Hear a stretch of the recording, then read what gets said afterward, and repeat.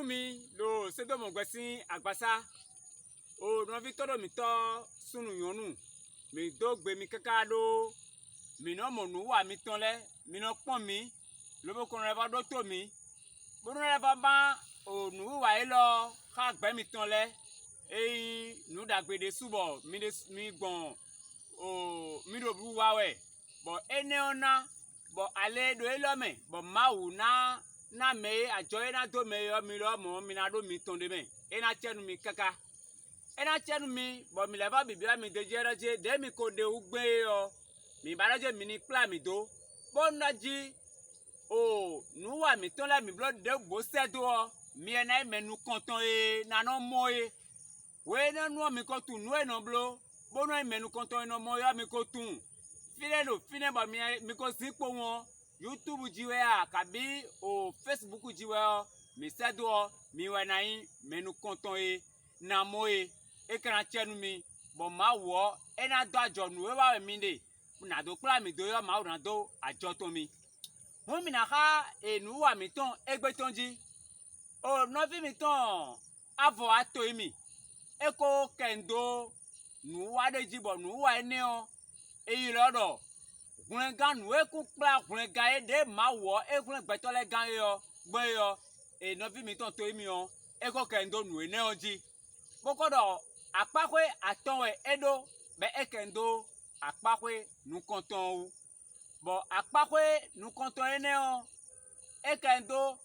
sokpanu meji sokpanu me bo apakwe we de le o yen na ko ipre me na wa so deji nu konton apakwe we go yin mesaro meteme o minamoro ezaisin we ma taton kande waton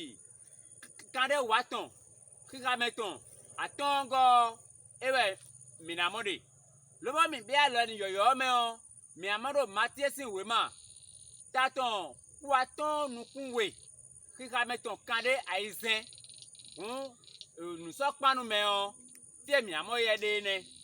bo o atongo eno yilodo for sisa ekpe gae for sisa e ma oyi for sisa e ma ohun ko me bo yiye nu atongo jina kendo mi de lo nu wa ilo me ne bo eno fita ikanamo for sisa ekpe gae fita ikanamo de e amodo we ma ezaiton taton kande waton kika meton wo hey we ro pogo ewe na mori tina mina frankanu nu wale do we goji ewe ndo mesaro meteme nyawe ka do mesaro meteme sin aso na e ka igbon le no bi mi ton o avo ato mi ko dogbon mi de lewe we bo okure de mi de lewe na kuro kwe onu do ehun awon adoji nyalando oku enoji patole bi ewa nyalando bo je kaku bo gigo yin awajija ena modo ma o meya mi so pe o na mo a bo ego time nu ero fine bi bo mi me na mo le yo na du kusi gue ne yo ele ka so kwa bi ku bo so panu Jesu one e dida akwa mi ton bi kwine e dida akwa mi ton bi yo ti e kwa do na pla mi he iye yo ewe ena pele reisi won te me mi de le na inoro satian die yo eye gbo iten ne o me do gwagba edida yo utu mi do mesaro meteme eyi Jesu iten mi de le ton me do yin adogba mi ton le bi ta ni utu bo ene bro weson bo mi de le egbedin mi do gbe ani we ka son boy ka blo mo okuku mi de le ton esi ho gbenu mi a lo chobo na jide kuku ene onado kwakwe o me ma wa nu so into gbede ayo eje na yi wagba mo nkan to mo na ku mo nkan to chobo me wa nu so into e na mo gbe mi da bi o okenu mi ton le me bona concert dodoji enu aje bo gbeto no azonje we bo azon no si enso mo bo eno wa no bi na be no glo to re no bloka mo do e o mi so ikwe mi so pe wa nous le disons, à son le disons, et une toto raison. Bon, mais quand nous bateau nous, mon toto disons,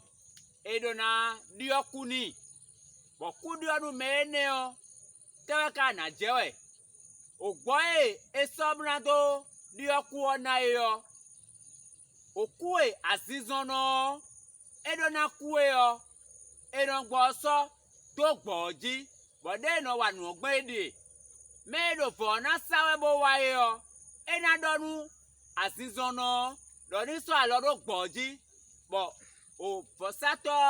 e do kode asizono na do. Sizono na do boji. But e da do boji pe o. Bo e ne no hu. Lobo no di. E yin wa do je kue. Asizono na kue o. But e na di o. Ene gbo kune bo eblene pe o eno ai bro o wewe o fofo mo slider liklan ko bo ai ran eno ai pon de ene ono chigbe yo nko aja tongoji o na timenu mi won le Jesu o eyi temi dele to me bo ku gbon yo ene bo me lo toji bodo mi pon e ka bi bodo o ko mi ton sewele yo ina monoji no mede blo nu mon koton we lobo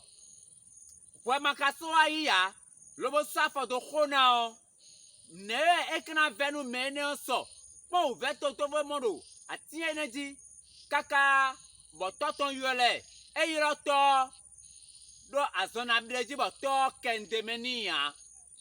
to ma kendemenia yo avesino je yilando eresu wa ede wezon ewu Yenado ewa, yenado yewa, bo eso lobo kpan ewa so bo to so moe, lobo moe do vi, do nkan ko ene o me ya, do ma wo po yenado po don je po debuwa, e de la wewe pepe, e kon mi vovo pa vide kon ime do nwe, yenado po ma wo po chi, e o tu azuma yiro to so kende menia. Azo ene wa yo. Mi kan kpona je pe ganji do fo gegewe ko sara lenu koko me bo fo enele ko pe na do gun mi gan we o Jesus na do fo de fo sawe ya bo mi wa ipon o ma ko we ma me do Ezaisi we ma ta kan de wa ton kira meton we do po kan yi o ran we do po go me o mi na mo do jire fo ene Jesus sa do sation je e fo de bo pe gan bo ma wo de su yi bo e fa gudo ton e pe bo na kun gbeto le bi gan e bo mbi akun do mi to le me bo do bo kendo wo fofo uru mi dai no e ku gbo bo di mo bo yi asizono sin ku bo ku o wo fofo ni no se alikran ko yo ai ro eno ipon fine do di o wo fofo e so iton e poro tento me aji bo ne poro tento me o fo ene o e lo ane no yesu me lai fo ane me bo ne kai fine ba ko kan agbon debo nu ko du debo kan agbon fi bi o e on fo ilon bo jidide no de bo kwa eno mono jire azon eno le konu gbo kaka azon no igbegbo mo lo po ma wo de eyi for sister Jesus ton gbe o ekle mi do Jesus si fifon asaton atongo gbe o Jesus afon po komekun po kwa wa jije po do kwenu na wa e o kwenu e Jesus na le ko bo wa ogbe lo me fie o eko be pono do fine boko be awin ado yo do onu bo tun lo je kuna wa de o jewe me kwene mi na ko ka jona fon yo e fon po kukun po pono e do me chowe mana mo te mana gbaro Jesus kuna fon o yo pono lo so tun ede me a so ye me do fine so mo ede me cho me na ko fon a awin ya de su o won sagun la gosi no me bo de si yo do onu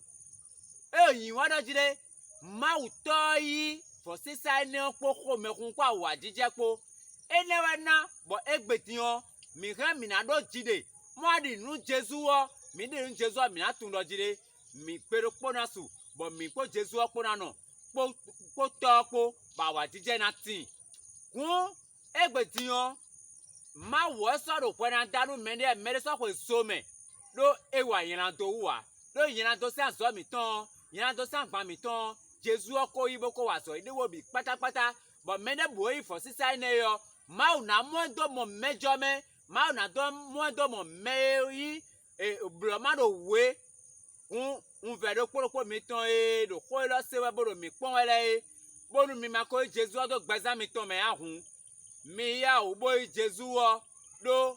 o geography go si me lo poro ton do azan wenu mi lo ko lo se edin mi so gbe mi ton jonu Jesu ne kon so joni gben mi na tun lo po ku to emi le omi lo avoid Jesu sa e pe lo bona gun mi gan si o gba mi ton le me nu atun do mo po won ma wo ina ka lo we bona yiwe un no vi todo mi to o me pon to le o egbe ton sana ku mo ado me do mo ji do ton lo bokoro